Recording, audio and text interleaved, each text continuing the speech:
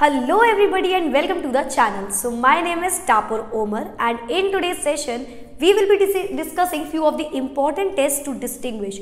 आपकी केमिस्ट्री में ऐसे बहुत से ऑब्जर्वेटरी काइंड ऑफ क्वेश्चंस आते हैं जिससे रिलेटेड बच्चे बहुत ज़्यादा कंफ्यूज हो जाते हैं और जब वो हर एक चैप्टर को पढ़ रहे होते हैं तो आधे ज़्यादा चीज़ें तो तुम लोग ऐसे ही भूल जाते हो. So that I know. सो ये कुछ ऐसे टेस्ट हैं, 6 टेस्ट मैं आपको बताऊंगी जिसकी बहुत ज़्यादा प्रोबेबिलिटी होती है बोर्ड्स में आने की. इनफैक्ट कॉम्पिटिटिव एग्जाम में भी इससे रिलेटेड क्वेश्चन आते हैं. So let's get started with the class.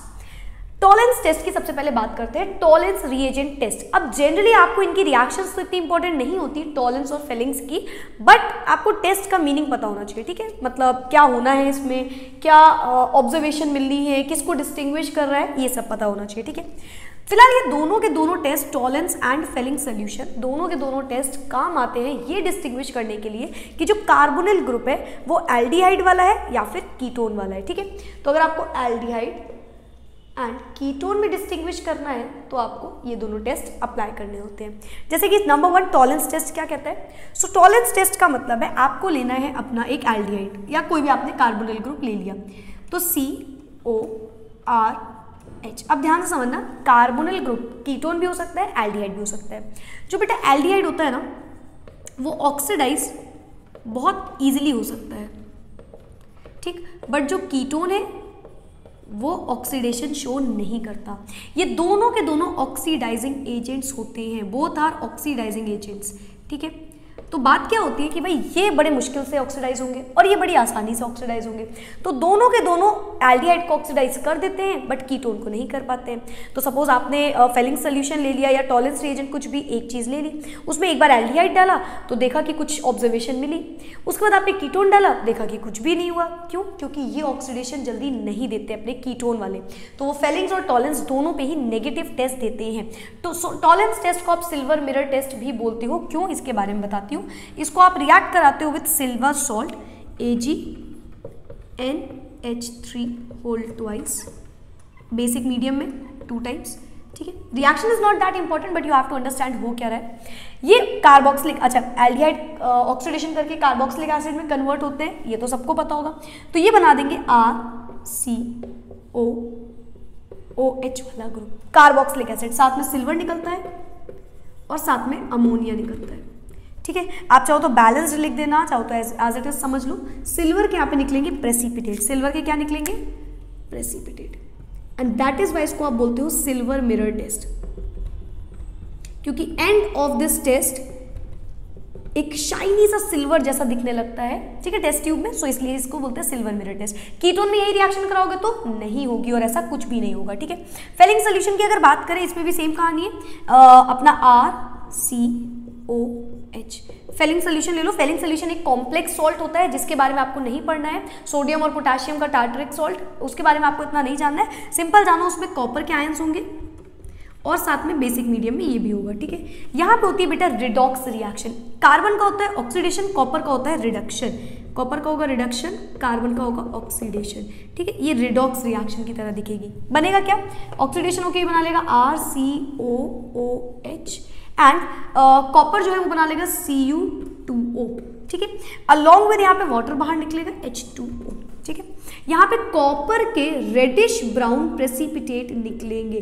क्या निकलेंगे, रेडिश ब्राउन प्रेसिपिटेट, जो बताएंगे कि इसमें फेलिंग सोल्यूशन जो है वो वर्क कर रहा है. बट अगर ये चीज़ कीटोन में कराओगे कोई रिएक्शन नहीं दिखेगी एंड रिएक्शन में बोल दिया जाएगा कि भाई वहाँ पे ये रिएक्शन नेगेटिव टेस्ट है. ठीक है, टेस्ट जो है वो रिजल्ट नेगेटिव आ रहा है.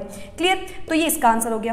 नेक्स्ट इज योर, अच्छा एक चीज़ और, अगर इन दोनों में कंपेयर करो, दोनों तो ऑक्सीडाइजिंग एजेंट हैं बट इन दोनों में कंपेयर करोगे तो फेलिंग सोल्यूशन स्ट्रॉन्ग होता है एज कंपेयर टू टॉलेंस. ठीक है, तो मैम कीटोन ऑक्सीडाइज हो जाएंगे क्या, नहीं, कीटोन तो नहीं होंगे, बट अगर आपको डिस्टिंग्विश करना है एलिफैटिक एंड एरोमैटिक एल्डिहाइड में, एरोमैटिक एल्डिहाइड में, तो भी आप इसको लगा सकते हो. मतलब मैम, मतलब बेटा एरोमैटिक जो है वो भी बहुत इजीली ऑक्सीडाइज नहीं होते बट एलिफैटिक हो सकते हैं. ठीक है, तो बेसिकली यहाँ पे क्या होता है, एलिफैटिक और एरोमैटिक में भी ये कहानी हो सकती है. तो जो एरोमैटिक वाले हैं, एरोमैटिक सॉरी ये वीक होता है, सॉरी ये वीक होता है. ठीक, ये स्ट्रॉन्ग ऑक्सीडाइजिंग एजेंट होता है. ठीक, तो ये एलिफैटिक में, एरोमेटिक और एलिफैटिक में से सिर्फ एलिफैटिक को ऑक्सीडाइज करता है, एरोमेटिक को भी नहीं करता है। तो फेलिंग सोल्यूशन, अगर आपसे पूछा जाए दो एल्डिहाइड है, उसको आपको देखना है दोनों में से कौन एलिफैटिक है कौन एरोमेटिक, तो आप ये वाला टेस्ट लगाते हो, ठीक है। एलिफैटिक वाला टेस्ट देंगे, एरोमेटिक वाला टेस्ट नहीं देंगे, ठीक है। तो एरोमेटिक टॉलेंस टेस्ट देते हैं, बट एरोमेटिक अपना फेलिंग्स टेस्ट नहीं देते। ल्यूकास टेस्ट तो आप सभी ने पढ़ा होगा, क्या होता है, ये टर्बिडिटी बताता है, ठीक है। तो ये क्या कहता है, ये कहता है ये 3 डिग्री 2 डिग्री और 1 डिग्री अल्कोहल के बीच में डिस्टिंग्विश कर सकता है, ठीक। आप कोई अल्कोहल डालोगे, ये बता देगा वो 3 डिग्री है, 2 डिग्री है या 1 डिग्री है, कैसे बताएगा, देखते हैं। सपोज आपने ले लिया RCRROH, ये अल्कोहल आपने लिया और डाल दिया आपने इसको HCl in the presence of ZnCl2, यही कहलाता है बेटा ल्यूकास रिएजेंट, ठीक है। ये टर्बिडिटी बताएगा। अगर ये इसमें मिक्स हुआ RCRRCl प्लस जो भी H2 बाहर निकल गया, तो बेटा अगर ये 3 डिग्री हुआ ना, तो ये इंस्टेंटली टर्बिडिटी दिखाएगा, इंस्टेंटली टर्बिड हो जाएगा। टर्बिड मतलब एक व्हाइटिश कलर का, मतलब गंदगी हो जाना, ठीक है, धुंधलापन पानी में आ जाना, ठीक है। जैसे पानी में आप ग्लूकॉन-डी मिलाते हो ना, तो टर्बिड हो जाता है वो, बस वही समझो, ठीक। अगर 3 डिग्री है तो इंस्टेंटली टर्बिड, 2 डिग्री है तो ये 10 to 15 मिनट्स लगाएगा टर्बिड होने में, एंड अगर 1 डिग्री है तो it will not show any of the turbidity, या बहुत टाइम बाद टर्बिडिटी अगर 2-4 घंटे में दिखाएगा भी तो वो हीटिंग करने पे दिखाएगा, अदरवाइज 1 डिग्री नहीं होता है टर्बिड, ठीक है। चलो आइडोफॉर्म टेस्ट की बात करते हैं। वैसे तो मैंने आपको एक क्लास में एल्डिहाइड, कीटोन, कार्बोक्सिलिक एसिड की सारी इंपॉर्टेंट रिएक्शन बताते टाइम ये टेस्ट बताया था, बट फिर से इसकी बात करते हैं। यहाँ पे क्या होगा, आप ले लो कोई भी कार्बोनिल ग्रुप, कोई भी मतलब एल्डिहाइड भी हो सकता है, कीटोन भी हो सकता है, ठीक है। रिमेंबर आइडोफॉर्म टेस्ट बस इतना बताता है आपको कि प्रेजेंस है उस जगह पे कार्बोनिल ग्रुप की, ठीक है। अगर कार्बोनिल ग्रुप है और आपने रिएक्शन करा दी, आइडोफॉर्म है तो आइडोफॉर्म, वरना हेलोफॉर्म कोई भी हो सकता है, हेलोजन। आइडोफॉर्म है तो आपको आयोडीन से इसकी रिएक्शन करानी है बेसिक मीडियम में, ठीक है। बैलेंस लिखिएगा, यहाँ पे 4 आएगा, 4 टाइम्स ऑफ NaOH के साथ, ठीक है। तो ये बनाता है बेटा CHI3, ठीक, अलॉन्ग विद एक salt RCOONA along with sodium iodide and H2O, ठीक है। बैलेंस कर लीजिएगा आप हर जगह पे, ठीक है। चलो होता क्या है, ये जो आता है ना, ये येलो कलर का होता है, येलो कलर के इसके निकलते हैं प्रेसिपिटेट, ठीक, और ये एक एंटीसेप्टिक स्मेल छोड़ देता है अपना, एंटीसेप्टिक स्मेल, हॉस्पिटल टाइप की, जो गंदी सी एक हॉस्पिटल में स्मेल आती है ना, सोच के ही आने लगती है, वो वाली स्मेल, ठीक है। तो इससे पता चलता है कि इस वाले रिएक्शन में आपने जो चीज़ यूज़ करी है वो कार्बोनिल ग्रुप है, कोई ना कोई एल्डिहाइड भी हो सकता है, कीटोन भी हो सकता है, ठीक है। और अगर कार्बोनिल ग्रुप नहीं है तो क्या होगा, तो कोई स्मेल नहीं आएगी, कोई प्रेसिपिटेट नहीं होंगे, ठीक है। Take the screenshot. 2 और टेस्ट समझते हैं फिर, Hinsberg test and carbylamine test. Hinsberg test किस लिए होता है, ये होता है डिस्टिंग्विश करने के लिए बेटा, to distinguish 1 degree 2 degree and 3 degree amine, ठीक है।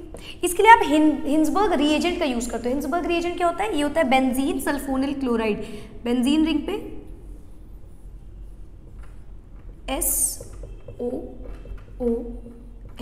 Cl, this is benzene sulphonyl chloride, ठीक है। हिंसबर्ग रिएजेंट के नाम से भी ये जाना जाता है, ठीक है।